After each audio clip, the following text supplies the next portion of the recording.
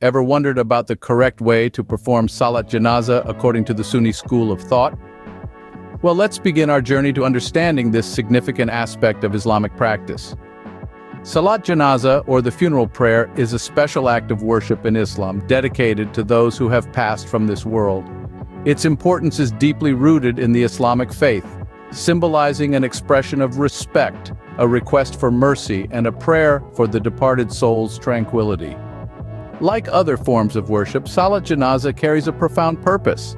It's an opportunity for the living to intercede on behalf of the deceased, pleading for their forgiveness and ease in the hereafter. It's a poignant reminder of our own mortality and a call to live righteously.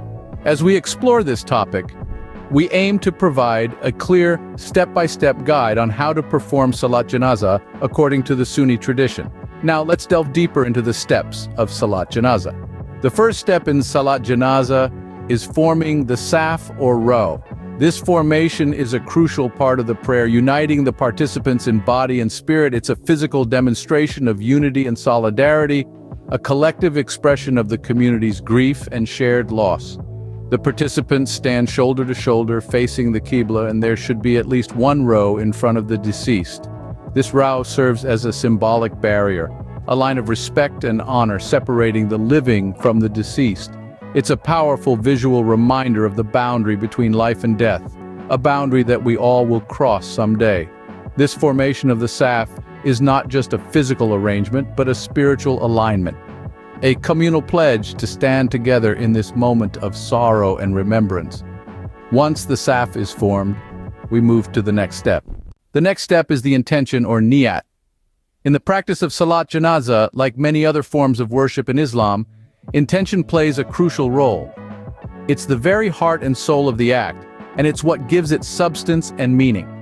This intention, or niyat, is usually made in the heart. It's a silent affirmation of your purpose, a quiet resolution within yourself. In the case of Salat Jenazah, your niyat should be clear. You are here to perform the funeral prayer for the departed.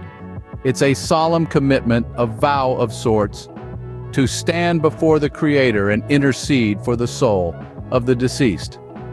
It's a pledge to offer your prayers, your supplications, and your heartfelt pleas for mercy and forgiveness on their behalf. This intention, once made, sets the stage for the prayer to come. With our intention set, we can now proceed to the next step. Now we move on to Takbiratul Ihram. This marks the official commencement of the Salat Jenazah. The Takbiratul Ihram, or the opening declaration of greatness, sets the tone for the entire prayer. Here is how it is done. You start by standing upright, facing the Qibla, with your hands at your sides. Then you raise both hands up to the level of your shoulders or ears, with the palms facing forward. This act of raising the hands is a significant part of the Takbiratul Ihram. While raising your hands, you proclaim the greatness of Allah by saying Allahu Akbar, which translates to Allah is the greatest. This phrase is not just a declaration of faith, but an affirmation that Allah is greater than all worldly concerns and distractions. Remember, the Takbiratul Ihram is not just a physical action, but a spiritual commitment to dedicate the next moments solely to Allah.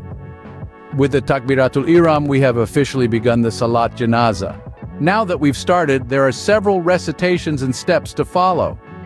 The first step following the initial opening, or Takbiratul Ihram, is to recite Surah Al-FAQIH. This is the first chapter of the Quran and holds a special place in all Islamic prayers. Next, we move on to the second takbir. Here we pay our respects to the Prophet Muhammad, peace be upon him, by reciting the salawat. This prayer is a form of salutation and a plea for blessings upon the Prophet and his family. The recitation is Allahumma shalli ala Muhammad wa ala ali Muhammad, kama shalaita ala Ibrahim wa ala ali Ibrahim, innaka hamidun majid. Allahumma barik ala Muhammad wa ala ali Muhammad, kama barakta ala Ibrahim wa ala ali Ibrahim, innaka hamidun majid. The third takbir is an important one, as it is, here we specifically pray for the deceased. We ask for forgiveness, mercy, and pardon for them, adjusting the prayer slightly depending on whether the deceased is male or female. After this, we come to the fourth takbir.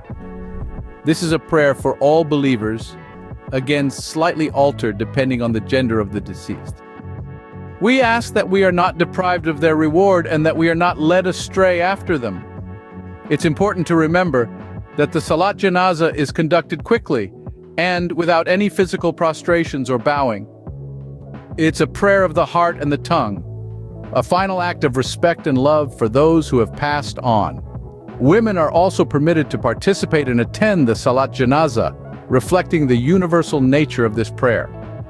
This is the method of performing Salat Jenazah according to the Sunni school of thought. However, it's important to remember that there may be variations or additional details practiced by specific communities based on their local traditions or their interpretation of their school of thought. After these recitations and prayers, we are ready to conclude the Salat Jenazah. The final step in Salat Jenazah is the taslim, or salam. This act of peace marks the conclusion of the prayer. Unlike in other prayers where you would turn your head to the right and then to the left in Salat Jenazah, the taslim is slightly different. Here, you only give the salam to the right. The physical act is the same. You turn your head to the right, symbolizing peace and respect to those on your right. This is done without the need to turn your head to the left. The act of giving salam to the right is a simple but profound gesture, symbolizing the conclusion of the prayer and a return to the worldly affairs with a renewed sense of peace. And with that, we have completed the Salat Jenazah. It's important to note a few additional things about Salat Jenazah. First off, the pace of Salat Jenazah. This particular prayer is typically performed swiftly, making it a concise yet powerful act of worship. Unlike the 5 daily prayers, Salat Jenazah does not involve ruku or sujud, which are the bodily movements of bending and prostration respectively. This means that the prayer is conducted in a standing position throughout, from the initial takbiratul ihram to the final taslim. Next, let's talk about inclusivity. In Islam, everyone is encouraged to participate in acts of worship, and Salat Jenazah is no exception.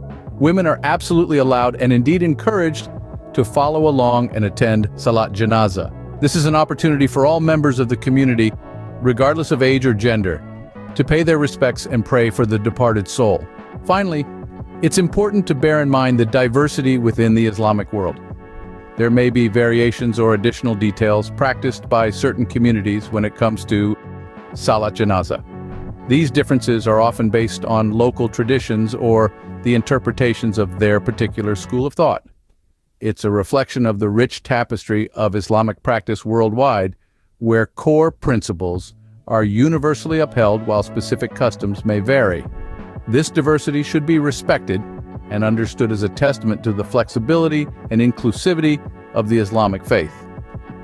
Remember, the essence of Salat Jenazah lies not only in its physical performance, but also in its spiritual significance.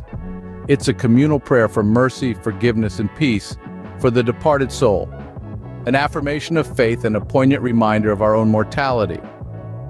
With this knowledge, you now understand the steps and significance of Salat Jenazah, according to the Sunni school of thought. In summary, Salat Jenazah is a crucial part of Islamic practice. The journey of this special prayer begins with the formation of rows, signifying unity and collective mourning. The intention, silently voiced in the heart, sets the purpose and sincerity for the prayer. The Takbiratul Ihram, the opening proclamation of God's greatness, marks the commencement of the prayer and is followed by the recitation of Surah Al-FAQIH, a prayer for the Prophet Muhammad, and prayers for the deceased and the broader community of believers. The prayer concludes with a single salam to the right, a gesture of peace and farewell. This prayer, devoid of physical prostrations, is conducted swiftly, yet it carries profound emotional and spiritual weight. Women and men alike participate, reflecting the universal appeal of this ritual. Although variations may exist based on local traditions or interpretations, the essence remains the same. Understanding and practicing these steps allows us to honor our deceased loved ones in a way that aligns with the teachings of Islam.